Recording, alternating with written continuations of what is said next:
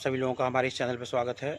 Channel पर आगे बढ़ने से पहले मैं उन लोगों को से रिक्वेस्ट करना चाहूँगा कि जो अभी हाल फिलहाल में चैनल से जुड़े हैं, जिन्होंने अभी सब्सक्राइब नहीं किया है, तो चैनल को सब्सक्राइब कर लें और अधिक से अधिक लोगों को शेयर करें। पिछले कहानी में हमने पढ़ा था गुलाम वंश के अंत के बारे में।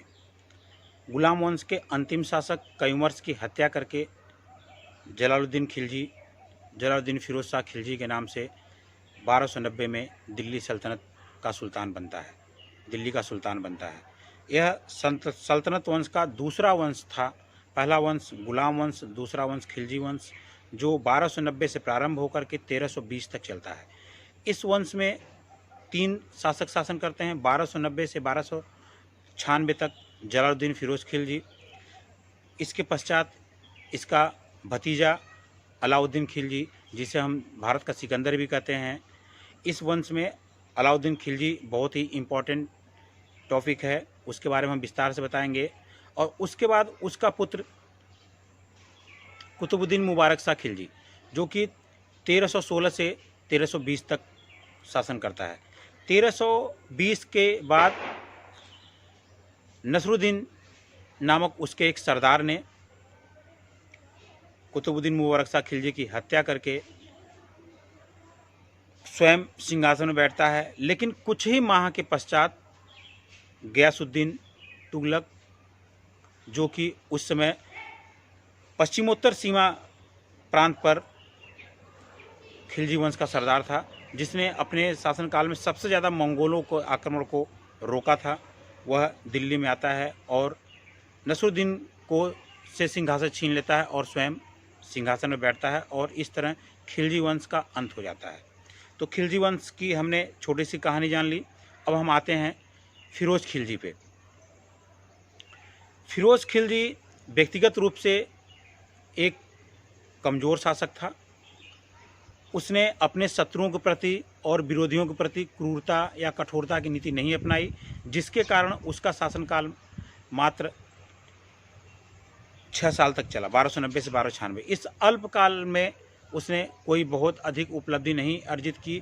जो भी उसने लड़ाई या अभियान जीते, अपने भतीजे जूना खां, जो अलाउद्दीन खिलजी के नाम से जाना जाता है, जूना खां के ताकत और उसके ही सैन्य बल से ही जीता था।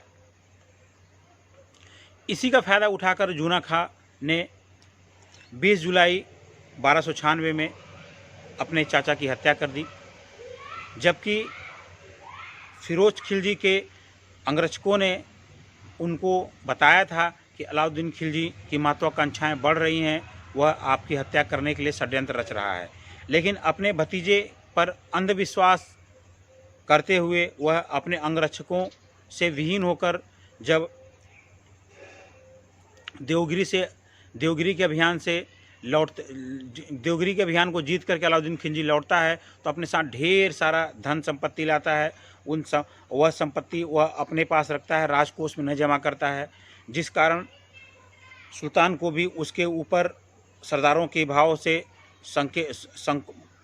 संशय उत्पन्न होता है।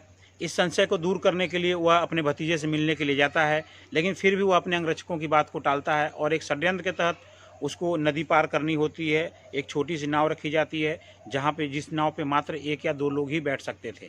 और अपने अंगरक्षकों से विहीन होकर के जलालुद्दीन फ़िरोज़ खिलजी अपने भतीजे अलाउद्दीन खिलजी उर्फ जूना खां से मिलने जाता है।